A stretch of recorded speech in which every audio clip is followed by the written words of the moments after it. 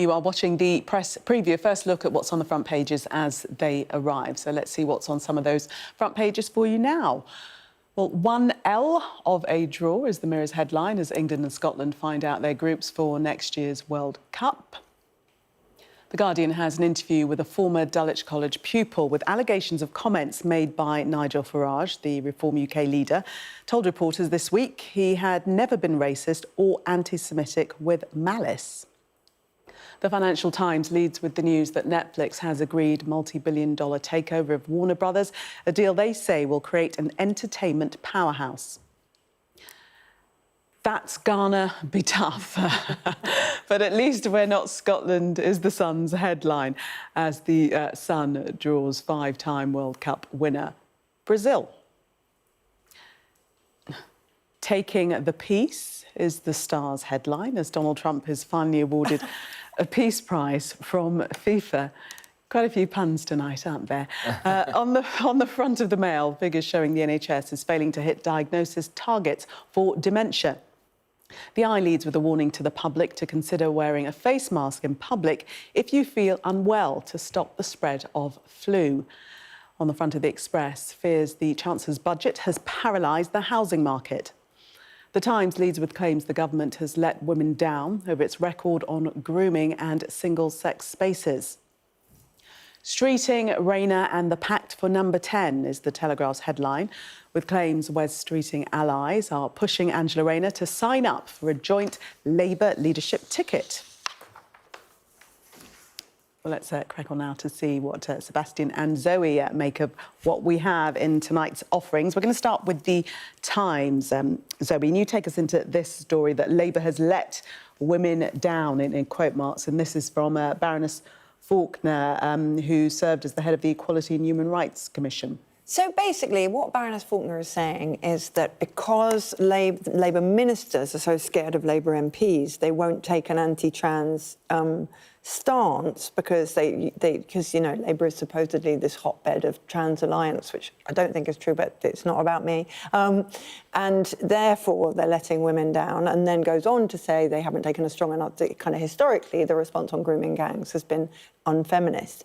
The thing is, I'm not surprised that she thinks this, because there's a massive generational gulf within feminism, and I think it's been strategically created by the right, where young and old feminists cannot seem to agree on what feminism is with regards to trans rights. You know, so many feminists wouldn't recognise a feminism that wasn't inclusive of trans people. So it's completely peculiar, but also not at all surprising now that there's this kind of really trenchant voice saying feminism is there to exclude trans women.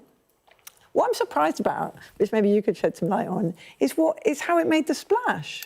Because she just sounds kind of grumpy, and it's quite. She's an individual, right? She's not a public. She doesn't hold public office. Well, I think first of all, obviously, Kishore Faulkner has been head of the Equality and Human Rights Commission. This is her sort of farewell interview from that position as she stands down, having served there for quite a long time. So she's also a member of the House of Lords for the Liberal Democrats. I think those both pass the bar for me for being a public figure. Okay, no, she's a public figure, but it's quite. It's not original, but it's very. It just doesn't seem to me to be kind of front page news. Well, I mean, obviously, I disagree with that because I think, not as because it's my paper, but I think, look, Kishore Faulkner's had this role, and the Equalities and Human Rights Commission is trying to oversee the Equalities Act, which is a piece of legislation that was brought in by the new Labour government, Tony Blair, to kind of make sure there's no sort of systemic inequalities in terms of race or sex within kind of society. But this organisation's got it stuck in the middle of the issue about the trans debate, as you mentioned, Zoe, which is about, you know, following the Supreme Court ruling, which defined sex as biological. The EHRC has been producing some guidance, which is basically how all parts of the public realm will interpret that when it comes to things like toilets and showers and how you do that. It's very, very complicated. That guidance has not been published. It's sat on Bridget Phillipson's desk for 3 months. She doesn't want to publish it because Labour MPs are very worried about this. About 100 Labour MPs wrote a letter to Bridget Phillipson, which was in The Guardian, saying that they were very concerned about the Supreme Court ruling and the impact it would have. And so, just to scroll back a little tiny bit, the Supreme Court ruling does not mandate the recommendations that the Human Rights Commission has come up with. I mean, you know... but there is this thing called the law. It has set the law. There is a thing called the law. It says that it's allowable, but it doesn't say it's mandated. And Baroness Hale has been very clear on this since then and said nothing compels places, nothing compels a space to maintain itself as biological sex only. It just, the Supreme Court ruling simply allows it. So there's a sense... Well, I don't agree with that interpretation. I think... Well, no, but like that was the previous head of the Supreme Court. So it's not my interpretation. No, but if you look at that ruling, which, as I said, defined gender as biological, that was the core of the Supreme Court ruling, it is then up to the EHRC to set out how you interpret that ruling for public bodies. That's what it's there to do. I know, but this is precisely the point. They're overreaching in how they're interpreting the law. So what's the point of the EHRC then? No. I mean, the point of them is to be right? It's not just their point is to explain. No, they've overinterpreted it, and many lawyers think that this isn't just a kind of random fringe opinion. This is like the previous head of the Supreme Court, many other people in the law. I think there's a trans judge who is taking some kind of, I don't know the details and I don't know if it's public, but so I'll drop that. But there are plenty of legal minds who think that the Commission is over-interpreting and overreaching. Well, and that is what's causing the problem in the Labour Party. It's not going to... the problem in the Labour Party... Labour MPs. No, the Labour MPs wrote that letter. It's very clear. They don't accept the Supreme Court ruling, and that's why they're pressuring the government to not release this. But just going back to this story very briefly for a moment, I think, because we could spend all evening going through all of this, the key point that she's saying here is that Labour does need to get this advice out. It's written. It was actually leaked to the Times a couple of weeks ago. We reported on the contents of that, and it's pretty straightforward. And it was seen by many people as not being controversial. They don't want to do that. Her wider point she also makes in her interview with the Times is about grooming gangs as well, and says that she says this as a British person of British Pakistani heritage, that she feels Labour has not grasped the issue of grooming gangs, and it was not in favour of doing a national inquiry for a long time. So that's the kind of whole thing. And as to Zoe's point, there's been a lot of people who will be very wound up, shall we say, by what she says. Is that why? That's why it went on the front page. No, because it's a great story. It's a great story. Just to round up, I mean, what she's saying in essence is that what really depresses me about the current state of the Labour Party is that they seem to have completely abandoned women's rights. So that's her overall thought, but we are going to stop there. We are going to stop there. Let's move on to the Express. Zoe, you take us into this, and this is, well, the housing market saying that because of the budget that we were given, basically it's frozen the market. I guess. I mean, you know, there's a strong case that everybody just seized up prior to the budget because they didn't know what measures were going to be taken, specifically with the mansion tax. A lot of people thought it might come in at £1 million, which would be most houses in London, and so everything kind of froze. But it's partly to do with a lot of people did say having a budget so close to Christmas was a mistake. Not many people said because if the housing market freezes in November, it definitely doesn't unfreeze in December. So you're looking at actually what will be something like a 2 or 3 month hiatus by the time things pick back up again. But the other thing that's interesting is that, you know, the budget moaning has not gone away. There was... Sorry. Fair criticism. The budget, fair criticism, and I've got plenty of criticism of the budget, but, you know, there is something about people adapt to a new reality once the budget's come out. There's this kind of feverish run-up to it, and then they adapt to the new reality. But nobody really is adapting to the new reality. They're simply finding new things to get completely irate about. So this is a new thing. The idea that Rachel Reeves might have talked down the economy in order to justify the budget and therefore should be investigated, that was only put to bed today. So we've had a number of days talking about that. And it's just the kind of budget that keeps on taking, if you see what I mean. just makes everybody sad again and again and again. Exactly. Well, that's a very festive thing at this time of year. Yeah. But I think what is interesting about this specific story on the front of the Express is that you're right that the level that the mansion tax comes in at over 2 million, yes, that's a very high level when you look at the wider UK property market, but it will obviously have a trickle-down effect. So a lot of people are now going to try and get their houses valued below that 2 million. There was actually a piece this week about how to do that. One of the suggestions was paint every room black in your house, so when people come to see it, will artificially lower the cost of it to get it below the mansion tax level. But that will have a knock-on effect all the way down the housing market. By the time you get to sort of the average house price, it may not affect it, but when you get to price of, say, $500,000 to $1.5 million, which is a lot of properties in London and the South East, there will be an impact from this. And I think, to your point about the freezing, the Rachel Reeves' decision to push the budget late, on the one hand, it created a lot of uncertainty in those weeks and weeks of stories. On the other hand, it also meant that public finances did improve, because that was her gamble, you know, Mr. McCorberism of economics, something will turn up. Something did turn up, and the budget figures were better, which when she gets to the whole mad thing about why she sort of mooted income tax rises, but we'll not get into that because we'll be there all night. But I think what is interesting, again, is like the knock-on effect, which I think will keep going. And if you're bored of this now, I guarantee this will be going for weeks and weeks more. OK, we'll hold you to that prediction. Let's do a bit more politics, actually. Front page of the Telegraph. So and we had Wes Streeting denying that he was on manoeuvres a few weeks back. But according to this article, he's actually on manoeuvres, and he's enlisting Angela Rayner to run as a double ticket to take over the leadership. This just doesn't sound like... I mean, somebody's flying a kite, but I do not smell anything to do with Angela Rayner in this piece. So if they have offered her a position more senior than anything she would have got from Keir in return for her allegiance or her backing Wes, I don't get the sense You're not buying she it. said yes to it. You're not buying it. But do you think that she has been approached, though? I mean, it's really hard to say. It reads single-sourced. So, and once it's single-sourced, it's really hard to say.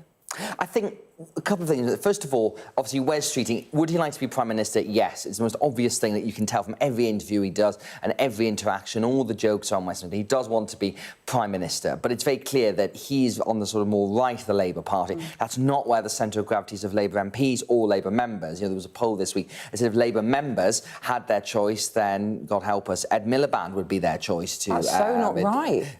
Well, OK, well, you can disagree with the polling, but that's what the polling said. No. If Labour members had their choice, they would have Andy Barnum. Interesting. Well, this poll said Ed Miliband, but Andy Barnum's got the only positive poll rating of any politician in the country. He also doesn't have a parliamentary seat. Slight little link on that. Somebody's going to make way for him. Absolutely. But just to go back to Wes Streeting, no, not at all. I think the thing about Wes Streeting is that if he does want to run the leadership, he will need to secure the left of the party. So if you look at it, who's on the left of the party? Angela Rayner. You can see where the story came from. But I think Zoe's right. If you look at the kind of sourcing and the quotes on this, it's allies, supporters of Mr. Streeting who are aware of this problem and are trying to get ahead of it. But if you're Angela Rayner, the obvious thing is, why wouldn't you run for leader yourself? You know, she's still very popular among Labour MPs and Labour members again. It does mention that in the article. Yeah, so I don't really see why she'd be looking to a deal. And I know this is an obvious point. There's no actual vacancy at the moment. I know we all think Keir Starmer's in a lot of trouble, but it's not as if he's suddenly just made way for this. So all this idea of pacts feels very premature. But also, I mean, but the thing is, I just think it really underestimates, because people aren't very interested Labour watchers, it really underestimates how much the Angela Rayner faction of the party hates the Wes Streeting faction of the party. I mean, it's just unthinkable. We will leave it there. Zoe and Sebastian, thank you very much for the moment. We're going to take a break. Coming up, taking the peace. The Star gives its verdict on, stop giggling, on Donald Trump's FIFA prize ahead of tonight's World Cup draw. Stay with us for more.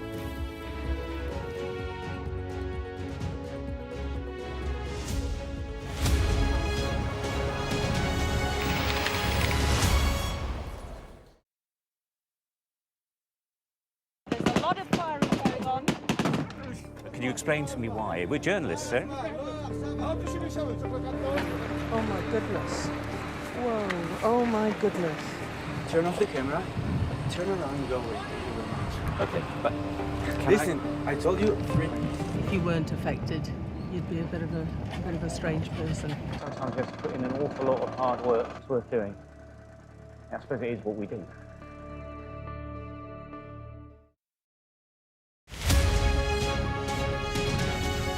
What's the best thing about being a Sky News presenter?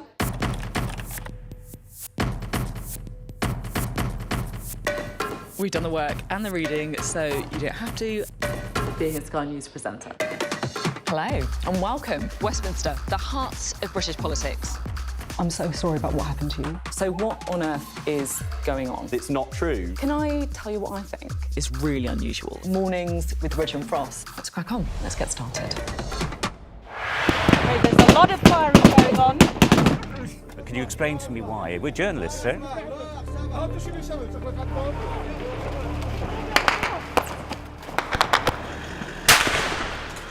Let's go. Watch, wait, right. We're going to get in. Right. Get in.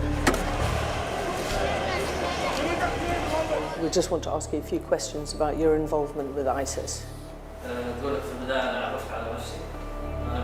Next step for them quite often is getting on a boat and sailing illegally over into Europe. Es un solo procesamiento, una sola sacada. Oh my goodness. Whoa, oh my goodness.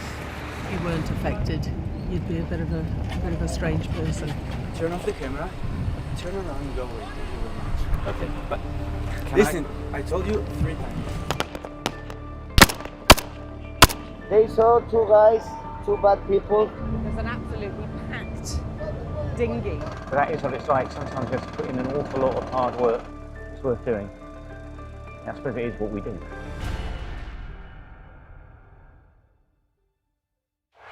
I'm Cordelia Lynch, Sky's Asia correspondent based here in Bangkok.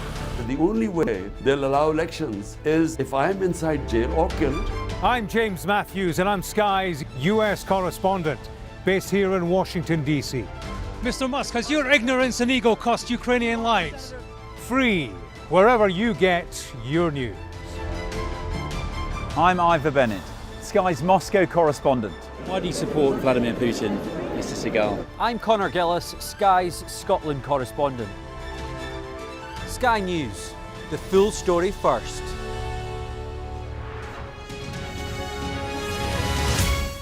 What might happen if Russia attacked the UK? This is clearly an enormous show of force. It is definitely out of the ordinary. We ran a war game with former ministers back in the hot seat. Ben Wallace. Amber Rudd. Jack Straw. It's the kind of war game that's genuinely tested inside government. The Russians are signalling that there may be an attack. Russia knows our weaknesses, but do you? I'm Deborah Haynes. From Sky News and Tortoise, this is The War Game. Listen wherever you get your podcasts. I'm Stephen Murphy, and I'm Sky's Ireland correspondent based here in Dublin. The waters of Ireland and Britain should be home to great white sharks. If there are great white sharks in this area, there's no reason they wouldn't come here to feed. It's basically a buffet on a beach. This could be not only a record-breaking storm, but potentially the most dangerous storm ever to hit Ireland.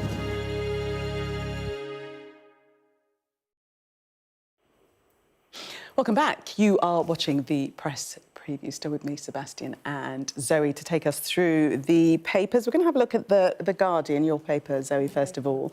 And it's this racism row, I should say, with Nigel Farage, which has been going on for a number of days and is growing because we have examples of other people that have been at school with him who suggest that he was racist at school. I mean, we ran a comment column, actually, by somebody who was Jewish, who was at school with Nigel Farage, and describes the anti-Semitic bullying. And it's so compelling. Like, the language is so disgusting. And the story so doesn't sound made up. It sounds like exactly what happened. And I was arguing with Nick Ferrari about this morning, actually. Everybody's still doing the kind of it's alleged that Farage made these remarks. It's 50, 60 years ago. You know, who could possibly remember? But I think what that misses, and what this front page really shows, is that if somebody says something really disgraceful that cuts to the heart of who you are as a human being, you never forget that. So Farage might say, "Oh well, it's impossible to remember what I said," but it's not. It's actually impossible to forget it from the point of view of the people who he abused. Well, certainly this individual, Yinka Bankole, the quote, "I'll never forget the look of hatred he had for me." He told him that's the way back to Africa. I mean, what's so extraordinary is how much this has rattled Nigel Farage, these stories which have been running for a while. And there was a very good biography of Nigel Farage by the journalist Michael Crick a couple of years ago that had a lot of these allegations in, and some of them are the same, some of them are new allegations as well. And I guess because he's in a position of potentially being a future Prime Minister, these have come to the fore. But I was still just so shocked at that press conference when he was asked this by the BBC and went on, as The Guardian says, a tirade about historic racist content on the BBC, talking about, you know, sitcoms like Are You Being Served? Ain't Half Hot, Mum, and also Alf Garnett and Bernard Manning. But the key difference is, like, I don't think Bernard Manning or Alf Garnett are potential future Prime Minister. They're also not political party leaders. So there's obviously a different level of kind of standard involved in that there. But there is a question we were talking about before we came on air, is what does this actually mean for Farage's standing, regardless of what you think about his conduct? These comments are obviously awful, just to be very clear. You know, because some of his supporters will just see it as like the media attacking him in a very Trumpian way. Does it just make him stronger?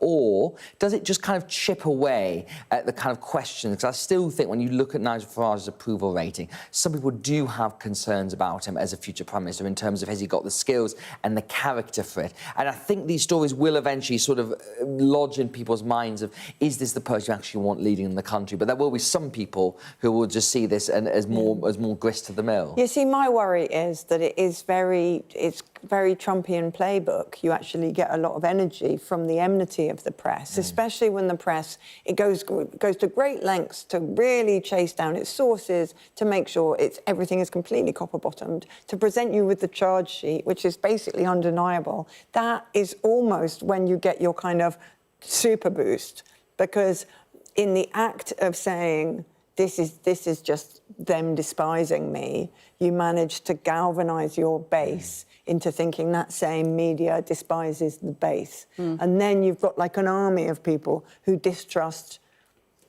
a newspaper as much as they distrust... Well, just to say that Nigel Farage, he's not admitting any of this racist language or behaviour. Nor is he denying, though, to be but this quote that he's given, while there was plenty of macho, tongue-in-cheek schoolboy banter, it was humour, and yes, sometimes it was offensive, but never with malice. Because I think when I referenced that biography of Nigel Farage, it said that when he was at school, for example, he often wrote NF on the board, which is Nigel Farage. It was also the National Front, which was obviously very big at that time in the 1970s. And again, it's in the book, the author says it's very hard to tell how much of it was him just trying to twig the noses of sort of teachers and of other pupils, and how much of what he meant. So what he's saying now still reflects that. But OK, I mean, I'm not going to say the anti-Semitic abuse on air, because I really find it chilling, but there is literally no way anybody could take it as a joke. Literally no way. I mean, it's so offensive. We've just got less than a minute for the World Cup. The Mirror, start with that one. Hell of a draw. Yes, good segue there. I mean, yes, so obviously we've had the draws for the World Cup and the final next year. I think the most bizarre thing, though, is the Donald Trump element. I don't know if they've got the Daily Star here, but yeah, you've got a picture of him there where he was given this medal from the president of FIFA, Giovanni Infantino, a close friend, and he said this was given for ending 8 wars. And it was very odd and nothing to do with that. Sebastian and Zoe, thank you so much. We've run out of time. That's fine.